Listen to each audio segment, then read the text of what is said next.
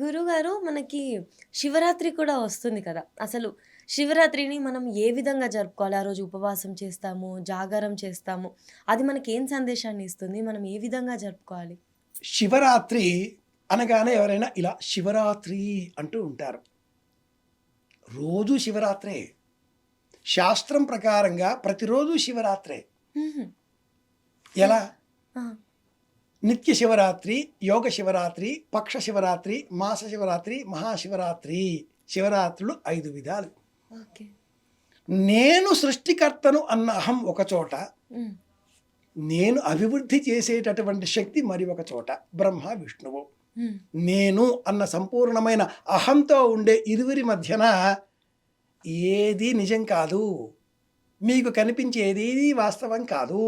ఆద్యంతములు లేని ఒకానొక బ్రహ్మాండ శక్తి, energy, MC². ఆ ఎనర్జీ ఒకటి ఉంది, which runs the universe, Galaxy అని నిరూపించడం కోసమే ఆ పరమాత్మ విశ్వచైతన్య శక్తి శివలింగాకారంగా, నిరాకారంగా, ఆద్యంతములు లేని వెలుగు కిరణంగా కనిపించిన రోజు కాబట్టే జన్మానికో శివరాత్రి. ఆ రోజైనా ఇంత ఉపవాస వ్రతం పాటిద్దాం, ఆ రోజైనా ఈశ్వరా నీవే తప్ప ఇతఃపరం పెరుగున తండ్రి అంటూ శివనామస్మరణ చేద్దాం, హర హర మహాదేవ శంభో శంకర. ఆ రోజు అయినా నిజంగా బతికే ప్రయత్నం చేద్దాం. ప్రతిరోజు మనం అబద్ధ జీవితాన్ని గడుపుతున్నాం. ఉదయం లేచినది మొదలుగా ప్లాస్టిక్స్ నిషేధిద్దాం అని ప్రచారం చేసేటటువంటి దేశ నాయకుల నుంచి సామాన్యుడైన ఒక రిక్షా పుల్లర్ వరకు అందరూ వినియోగించేది ప్లాస్టిక్ టూత్ బ్రష్. అవును. ప్లాస్టిక్ లేకపోతే జీవితమే లేదు.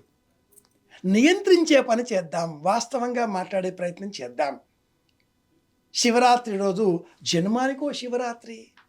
రోజు మేస్తూ ఉన్నాం, ఒక్కరోజు మేయడం మానేస్తే కొంపలు కొల్లేరవుతాయా? ఈరోజు మేయడం మానేద్దాం, తినడం ఆపేద్దాం. అదేదో సినిమాలో ఒక కమేడియన్ అడుగుతాడు, తినకుండా ఉండలేవా? ఆకుకూరలు వీటిపైన మందులవి పిచికారీ చేసి విషతుల్యం చేస్తున్నారు, తినకుండా ఉండలేవా? మానేస్తాను. ఆకుకూరలు కాకుండా పళ్ళరసాలు తీసుకోవచ్చా? పళ్ళరసాల యాపిల్ పండు మీద ప్లాస్టిక్ స్ప్రే చేస్తున్నారు. అరటిపళ్ళు పండాలి, ఇంజెక్షన్స్ అవుట్డేటెడ్, వాటిని నీళ్ళలో ముంచి తీస్తున్నారు, తాజాగా ఉండాలి అన్నట్లుగా. అప్డేట్ అయిపోతున్నారండి. అవునవును. ఎలా పొల్యూట్ చేయాలి, ఎలా కలుషితం చేయాలి అన్న విషయంలో 5 అడుగులు ముందే ఉంటున్నారు. ఎఫిషియెంట్‌గా పొల్యూట్ చేస్తున్నారు. 5 అడుగులు ముందే ఉంటున్నారు. ఎఫిషియన్సీ అక్కడ ఎక్కువ ఉంది. హ్మ్. కాబట్టి మనం ఏం చేద్దాం? మానేద్దాం. ఆ పేషెంట్ కమెడియన్ అంటాడు, మానేస్తాను. మరి ఏం తినమంటారు? ఏం అక్కర్లేదు, గాలి పీల్చొచ్చా అండి అంటాడు. మానేయ్, గాలిలో కూడా పొల్యూషన్ ఉంది, మానేయ్ చెప్తూ ఉంటారు. హాస్యంగా జ్ఞాపకం చేసుకోవడం కాకపోతే శివరాత్రి నాడు మనం పాటించవలసింది 1 ఉపవాస వ్రతం, 2 మౌన వ్రతం, 3 శివాలయం ఉంటే దర్శనం చేసుకుందాం, అభిషేకం చేద్దాం, 4 జాగరణ. యానిషి సమనుప్రాప్య యస్యాం జాగర్తి సంయమి అని భగవద్గీత వాక్యం చాలా గొప్పది. సంక్షిప్తంగా మనం యూట్యూబర్స్కి జ్ఞాపకం తెచ్చుకోవాలి అంటే, జాగరణ అంటే నిద్ర మేలుకొని ఉండడం కాదు, నిద్రపోండి. హ్మ్. మరి ఇలా చెప్తారేమిటి? ఇంద్రియాలు నిద్రిస్తాయి, మనస్సు మెలుకొని ఉంటుంది.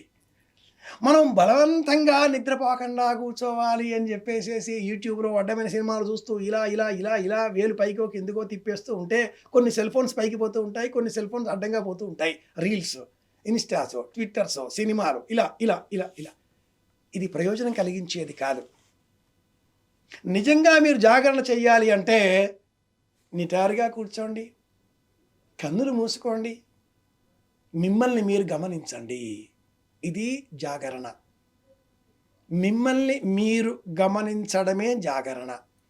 మీరెవరు, మీరేం చేస్తున్నారు, మీరు ఎలాంటి పనులు చేస్తున్నారు, మీరెవరితో మాట్లాడుతున్నారు, ఇంతకాలం మీ జీవితం ఎలా గడిచింది, ఈ క్షణం నుంచి మీ జీవితాన్ని ఎలా మార్చుకోబోతున్నారు, ఎలా మార్చుకుంటే మీకు ఆధ్యాత్మిక జ్ఞానం లభిస్తుంది.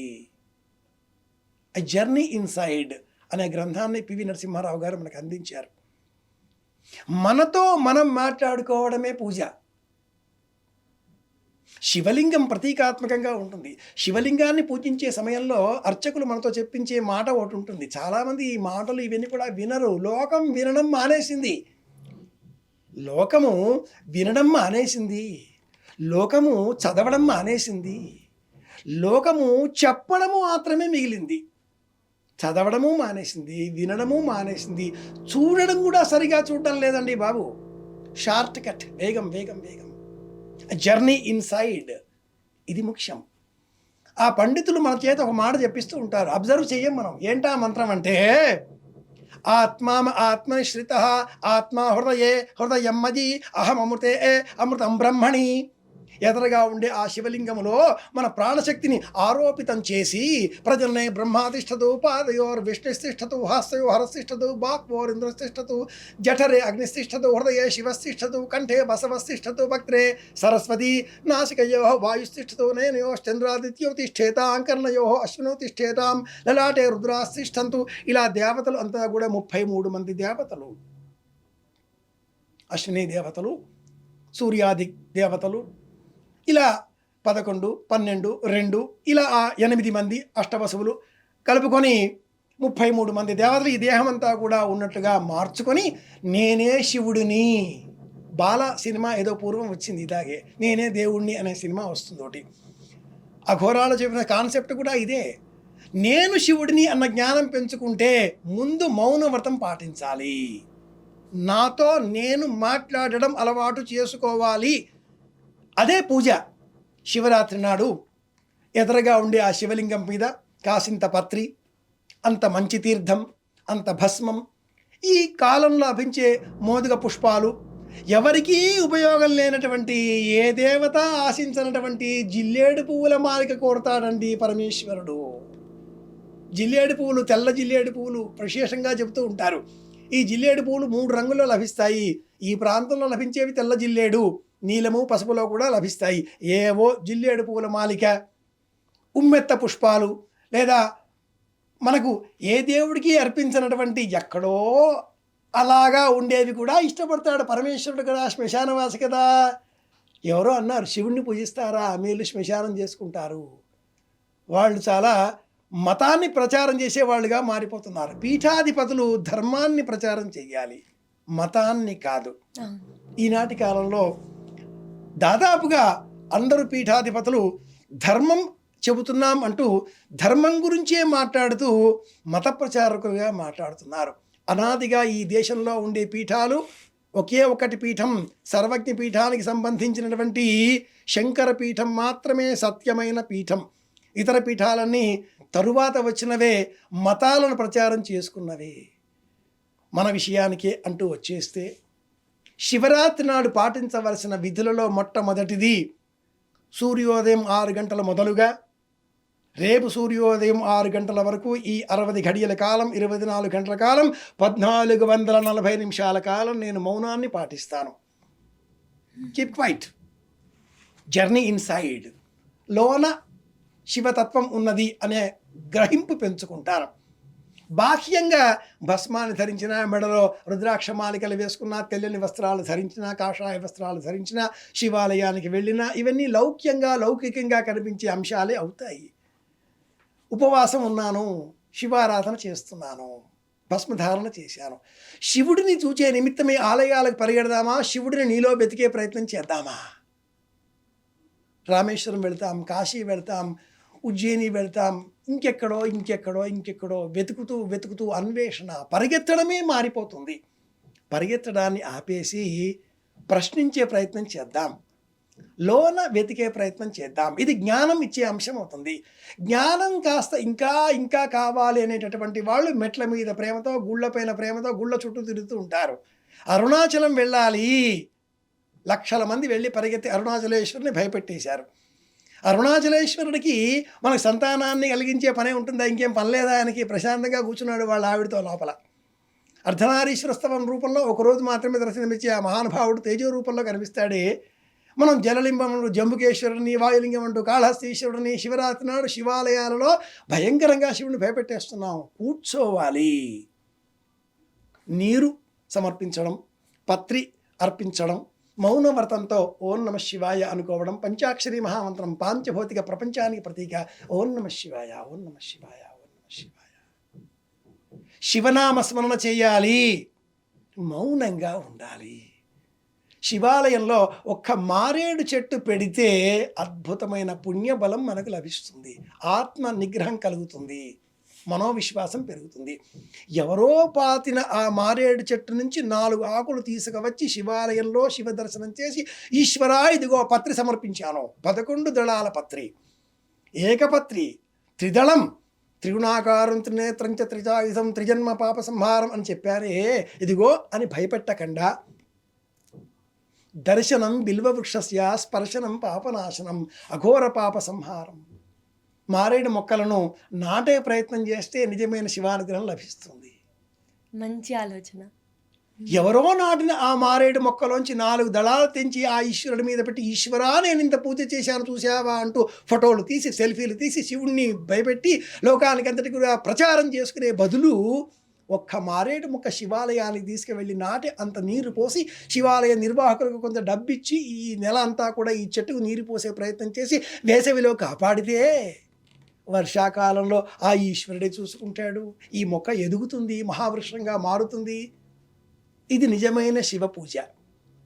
ఇండ్లలో అపార్ట్మెంట్ కల్చర్లో ఉండే వాళ్ళకు కూడా ఒక మనవి, మీరు ఎలాగూ తులసి మొక్క పెంచుకుంటున్నారు, ఇంటింటా తులసి అని తెలుసు కాబట్టి ఇల్లాలు భయం కొద్ది అయినా కూడా తులసి మొక్క తెచ్చి ఆ బాల్కనీలో ఒక చోట ఒక్క మొక్క పెట్టుకుంటుంది. నేను గమనిస్తూ ఉన్నాను, మంచిదే.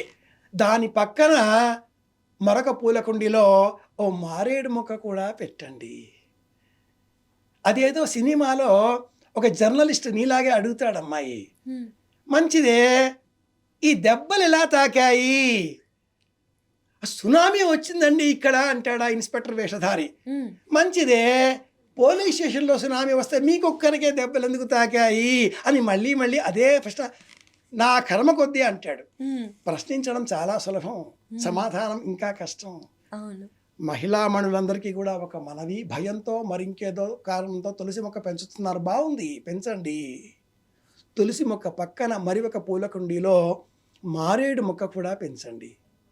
ఆ మారేడు మొక్క కింద మట్టితో చిన్న శివలింగాన్ని ఈ మహాశివరాత్రి నాడు ఏర్పాటు చేయండి. మట్టి శివలింగం, పార్థివ శివలింగాన్ని పూజిస్తేనే పుణ్యం లభిస్తుంది అని పరాశర స్మృతి తెలియజేస్తుంది. ఈ కలియుగంలో లోహాలతో, రత్నాలతో, మణులతో, రాతితో ఇలా వివిధ వస్తువులతో చేసే శివలింగాల అర్చన కంటే కూడా శ్రేష్టం మృత్తిక, మట్టితో చేసినది. ఈ మహాశివరాత్రి నాడు మట్టితో ఒక శివలింగం చేసి ఆ తులసి మొక్క కింద పెట్టి నీరు పోయండి. నమశివాయ, ఈశ్వరా నమస్కారం చేయండి.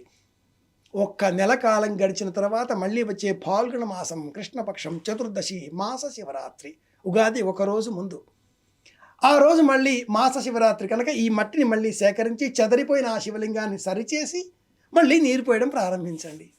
శివుడికి నీరు పోస్తే శివుడు చెదరిపోతాడు, చెదిరిపోయిన శివుడు మనల్ని చూచి అనుగ్రహిస్తాడు. మనం అలా అర్పించిన ఆ నీరు ఆ మొక్కకి ప్రాణాధారం అవుతుంది. ఆ మొక్క కొత్త ఆకులు వేయడంతో శివుడికి లైఫ్ ఉన్న, లైవ్గా ఒరిజినల్ అని చెప్పాలి. దళాలని అర్పించిన వాళ్ళం అవుతాంగా, అవును, మొక్క విలువ ఇంత అని చెప్పిన వాళ్ళం అవుతాంగా. చిన్నారి బాలబాలికలకు కూడా రేపు భవిష్యత్తులో కొత్త కొత్త రోగాలు వస్తే బీఎస్సీ చదువుకునే వాళ్ళు, బైపీసీ తీసుకునే వాళ్ళు, మెడిసిన్ చదివే వాళ్ళు పెరుగుతారు. మొక్కల విలువ తెలుసుకుంటారు, ఈ మొక్కలో ఇంత ఉందా అని తెలుసుకుంటారు. ప్రయోజనం కదా. కనుక మనం చేసే పని ప్రయోజనం కలిగించేదిగా కావాలి. మహాశివరాత్రి నాడు ప్రళయం కలిగించే విధంగా, పెనుకంపం కలిగించే విధంగా, ప్రపంచానికి భయోత్పాతం కలిగించే విధంగా భజనలు చేయడం తగ్గించి మౌనవ్రతం పాటించి శివనామస్మరణ చేయాలి. పూర్వకాలంలో శివాలయాల్లో నిశ్శబ్దం తాండవించేది. వైష్ణవాలయాలలో, విష్ణువాలయాలలో భజనలు, నైవేద్యాలు, ఊరేగింపులు, ఉత్సవాలు, ఆయన నిత్యోత్సవ, పక్షోత్సవ, మాసోత్సవ, సంవత్సరోత్సవాదులు ఇవన్నీ కూడా వైష్ణవాలయాలు, తిరుమల ఇలాంటివన్నీ కూడా. శివాలయాలు నిశ్శబ్దంగా ఉంటాయి. జాషువా గారి పద్యం జ్ఞాపకం తెచ్చుకుంటే, ప్రతిమలో పెండ్లి చేయుటకు 100,000 వేయింతురుగా అని. శివాలయాల్లో నిశ్శబ్దం. పరమేశ్వర దర్శనం కావాలి అంటే నిశ్శబ్దంలోనే సాధ్యం. ఇది సంగతి. అసలు నాకు మాటల్లో చెప్పడానికి రావట్లేదు గురుగారు. ఆ ఐడియా ఏదైతే ఉందో, ఆ ఆలోచన గుడ్లకెళ్ళండి, అది చేయండి, ఇది చేయండి కాకుండా ఒక చెట్టుని, ప్లాంట్‌ని నాటండి ఇంట్లో. కింద మట్టితో చేస్తే ఎవ్రీడే మనకి ఆ లీవ్స్ వచ్చినప్పుడు కదా! ఆ! ప్రతిసారి కొత్త లీఫ్ వచ్చినప్పుడు మనం లైవ్లీగా చేస్తున్నట్టు కదా! ఒక పూజ అమ్మాయి అసలు. ఒక చిన్న పిల్ల 5th క్లాస్, 4th క్లాస్ పిల్ల ఇంట్లో పూల మొక్క పెంచుకుంది. ఒక్క పూల మొక్కకి ఒక్క గులాబీ పువ్వు పూసింది. రాత్రి మొగ్గ చూసింది, సంతోషంగా తయారైంది, బడికొచ్చింది. సాయంత్రం వెళ్ళేసరికి ఆ పువ్వు మొక్కకు లేదు, ఎవరో త్రుంచారు. హ్మ్. ప్రళయం వచ్చినంత దుఃఖం కలుగుతుంది ఆ పాపకి. ఎవ్వరు తెంచారు ఈ పుష్పాన్ని? నేనే త్రుంచి శివుడికి పెట్టానే అని తల్లి చెబితే, కొనుక్కో, నేను పెంచుకున్న నా చిన్న తోట, నా చిన్న 2 పుష్పాలు అలా త్రుంచి తెంచడానికి నీకు మనస్సు ఎలా వచ్చింది అని ఆ అమ్మాయి గయ్యాళిలాగా మారిపోతుంది. Hmm. Teacher's pet is that you, yes yes yes అని నేర్పించే ఈనాటి కల్చర్లో ఆ పువ్వు తీసుకెళ్ళి ఆ అమ్మాయి టీచర్కి ఇస్తుంది. టీచర్ తనని పేరుతో పిలిచింది అన్న జ్ఞాపకం పెట్టుకుని కృతజ్ఞతాపూర్వకంగా, నేనొక పూల మొక్క కడనల్చి చివారున కొమ్మ వంచి గోరానుడు అంతలో నా విరులన్నీ జాలిగా నోళ్లు విప్పి మా ప్రాణము తీతువా ఎనుచు బావురు మన్నవి కుంగిపోతి అంటూ జంధ్యాల పాపయ్య శాస్త్రి గారి కరుణశ్రీలో చెబుతారుగా. ఆడవాళ్ళు ఎంత నిర్దయులయ్యారు అంటే, ఊలు దారాలతో గొంతుకకు ఉరి బిగించి గుండెలో నుంచి సూదులు గుచ్చి కూర్చి ముడుచుకొందరు ముచ్చట ముడుల మమ్ము అకట దయలేని వారు మీ ఆడవారు అని చెప్పిన ఆ మహానుభావుడు మగవారిని మాత్రం తక్కువేం దూషించలేదు, వారిని అన్నాడు. మాదు నెత్తురులను అత్తరులుగా అలదుకొనడు మీరు మైల పడిపోయినో ఈ నీ మనుజ జన్మ అన్నాడు. మొక్కలు, పుష్పాలు ప్రాణంతో ఉన్నవి. చినోచిత్వాం త్రుంచే సమయంలో కూడా నమస్కారం చేస్తూ నారాయణస్య పూజార్థం చినోమిత్వాం నమోస్తుతే, నారాయణుని పూజ కొరకు నేను త్రింపుతున్నాను తల్లి, తను దూషించకు అంటూ మృదువుగా ప్రాణంతో ఉన్నంత కోమలంగా ఆ మొక్కను ఇలా వంచి త్రుంచాలి, కానీ పాశవికంగా క్రూరంగా. ధర్మశాస్త్రం ప్రకారం పుష్పం పెటల్స్ రెక్కలు అంటాం. ఆ రెక్కలను తుంచే వాళ్లకు దాంపత్య ధర్మం సిద్ధించదు. ఎవరైతే పుష్పంలో రెక్కలు పెటల్స్ ఇలా తీసివేస్తూ ఉంటారో భార్యాభర్తల మధ్య విరోధాలు పెరుగుతాయి. ఇది ధర్మశాస్త్రం చెప్పే అంశం. కాబట్టి ఎక్కడో అనుకుంటే ఎక్కడో కాకపోతే శివుడికి మారేడు ఇష్టం, శివుడికి జిల్లేడు ఇష్టం, శివుడికి మోదుగ పువ్వులు ఇష్టం. వాసన లేని పువ్వు బుధవర్గము లేని పురంబు నిత్య విశ్వాసము లేని భార్య శతక పద్యం ఇది. ఇది మోదుగ పువ్వు, వాసన ఉండదు, కానీ ఈ కాలంలోనే లభిస్తుంది. శివపూజ పూలు ఈ కాలంలోనే లభిస్తాయి. ఏ సువాసన ఉండవవి, పరమేశ్వరుడికి ప్రీతికరం. ఇలాంటి వాటిని శంఖ పుష్పములు లభిస్తాయి, నీలం రంగులో ఉంటాయి. అది బీపీకి, షుగర్కి, ఒబేసిటీకి మంచి మందు ఆయుర్వేదంలో. ప్రతి పుష్పానికి ఒక ప్రయోజనం ఉంది. అది తెలపడం కోసమే ఈ పూజలు ఆ పూజలు, వీటిలో ఈ పుష్పాలు ఆ పుష్పాలు వాడండి అని చెప్పడమే కానీ త్రెంచి పెట్టేయండి అని కాదు. ఆ మొక్కల విలువ కూడా తెలుసుకోండి. వినాయక చవితి నాడు ఏ విధమైన పుష్పాలతో పత్రితో పూజించే సమయంలో తెలుసుకుంటున్నామో, శివరాత్రి సమయంలో కూడా వినియోగించేటటువంటి పుష్పాలు, పత్రి, వీటికి ఉండేటటువంటి ఆయుర్వేద విలువలను తెలుసుకుని ప్రయోజనాన్ని గుర్తించి మనం ఆ మొక్కలని పెంచగలిగితే, రక్షించగలిగితే నిజమైన మహాశివరాత్రిని అనుసరించిన వాళ్ళం అవుతాం. శివానుగ్రహం లభిస్తుంది. గురువుగారు, శివరాత్రి రోజు ఆ పంచాక్షరి మంత్రంతో పాటు శివతాండవ స్తోత్రం కూడా ఎక్కువగా వింటూ ఉంటారు, చదువుతూ ఉంటారు. ఆ స్తోత్రం యొక్క విశిష్టత ఏంటిది గురువుగారు? ఈనాటి కాలంలో శివతాండవ స్తోత్రం బాగా ప్రసిద్ధమైంది. ఎందుకని? వినడానికి చాలా సొంపుగా ఉంది. జయత్వదభ్ర విభ్రమభ్రమద్భుజంగమశ్వసద్వినిర్గమత్కరాళ బాల హవ్యవాట్ ధిమిద్ధిమిద్ధిమిధ్వని. ఆ చేతిలో ఉండేటటువంటి డమరుకాన్ని కదిలిస్తే వచ్చేటటువంటి ధ్వని ఇందులో మనకు కనిపిస్తుంది కాబట్టి ఆకర్షణీయంగా ఉంది. తాండవ శివ 5 శ్లోకాలు. రావణకృత, ఆ పేరు కూడా బాగుంది కాబట్టి రావణకృతం అంటూ అందరూ వింటూ ఉన్నారు. మంచిదే మంచిదే అన్నట్లుగా. కానీ ప్రతి స్తోత్రము ప్రతి శ్లోకము మంచిదే. స్తోత్రము అన్న ఆ శబ్దానికి నిజమైన అర్థం లేని గుణాన్ని ఆపాదించి పొగడడం అని. ఇదేమిటండి, పరమాత్ముడికి ఈ గుణాలన్నీ లేవా? ఉన్నాయి. లోక వ్యవహారంలో ఎవరితోటైనా మనకు పని ఉంటే వాళ్ళని పట్టుకొని మీరు ఇంద్రుడంతటి వారు, మీరు చంద్రుడంతటి వారు అంటూ స్తోత్రం చేస్తూ ఉంటాం. వీటిని మనం మన భాషలో బిస్కెట్స్ వేయడం అని కూడా చెప్తూ ఉంటాం. స్తోత్ర పాఠాలతో పొగిడితే ఎవరైనా పడిపోతారుగా. మీరున్నారు కాబట్టి మీ ఇంటికి కరెంటు బిల్లు అవసరం లేదు, మీరు ఒక్కసారి అని నవ్వండి, తెల్లటి మీ పలువరస కారణంగా పుస్తకాలు వెలిగిపోతాయి, ఇల్లంతా కూడా వెలుతురు వ్యాపిస్తుంది అనేవాళ్ళు పెరిగిపోయారు. దీన్నే స్తోత్రము అంటారు. పరమేశ్వరుడిని కూడా మనం స్తోత్రం చేస్తే ఆ పరమేశ్వరుడు బోళాశంకరుడు కాబట్టి పడిపోతాడు అని అనుకోకండి. పరమేశ్వరుడికి అన్నీ తెలుసు కాబట్టి పరమేశ్వరుడిని అంత సులభంగా పడిపోయేవాడిగా మనం స్తోత్రం చేస్తే, పడిపోయేవాడిగా భావన చేస్తే అది మన అవివేకం, అజ్ఞానం. ఆయన మనబోటి వాళ్ళని కోటాను కోట్ల మందిని 84 లక్షల రకాల జీవకోటిని సృష్టించి ప్రళయకాలంలో లీనం చేసుకునే పరమేశ్వరుడు కాబట్టి అంత సులభంగా పడిపోయే బాపతి కాడు. మరి ఆయన్ని పడిపోయేటట్టుగా చేయాలి అంటే ఏం చెయ్యాలి? నిశ్శబ్దం. ఏదైనా స్తోత్రం వినాలా? శివ మహిమ్న స్తోత్రం, మహిమ్న పారంతే అంటూ ప్రారంభమవుతుంది. ఈ స్తోత్రం కావచ్చు, ఇందాక మనం చెప్పుకున్న రావణ స్తోత్రం కావచ్చు, ఇంకేదైనా కావచ్చు, అన్నీ సమానమే. వీటిని ఇతరులు భయపడే విధంగా కాకుండా మనస్సులో చదువుకోవాలి, మౌనంగా చదువుకోవాలి. లోన ఉన్న యోగీశ్వరేశ్వరుడైన హృదయ పరమేశ్వరుడికి వినిపించే విధంగా మననం చెయ్యాలి. బాహ్యంగా కాదు, మౌనంగా చెయ్యాలి. ఎక్కడైనా ఎవరైనా భయోత్పాతం కలిగించే విధంగా పూజలు చేస్తూ ఉంటే ఆ పూజలు చేసేటటువంటి వారిని రావణ పూజ అంటుంది సంప్రదాయం.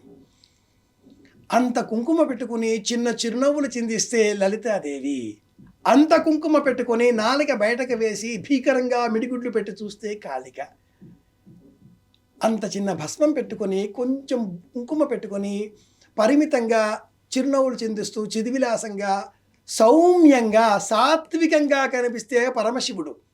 సాత్వికంగా ఉండే మహేశ్వరుడినే మనం పూజించాలి.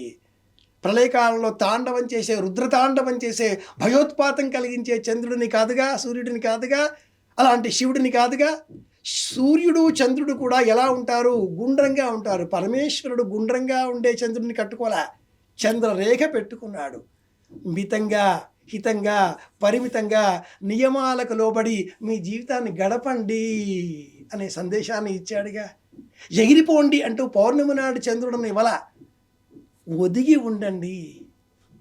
కృతజ్ఞతగా ఈ లోకం పట్ల మీకు జన్మనిచ్చినందుకు మీ అమ్మా నాన్నకు, జ్ఞానం ఇచ్చినందుకు మీ తండ్రికి, గురువు గారికి, మీ ఆత్మీయులకు, బంధువులకు, నిలబడే అర్హత ఇచ్చిన ఈ భూమికి, చరాచర కోటికి, బ్రతికే ప్రాణవాయువునిచ్చేటటువంటి వాయువు, గాలికి, అందరికీ క్షేమం కలిగించే విధంగా మీ ప్రవర్తన ఉండాలి. కానీ అంతా నాదే, అంతటా నాదే, నేనే అంతా అనే ప్రయత్నం చేస్తే హిరణ్యకశ్యపుడు హిరణ్యాక్షుల్లాగా అంతం కాలం వస్తుంది.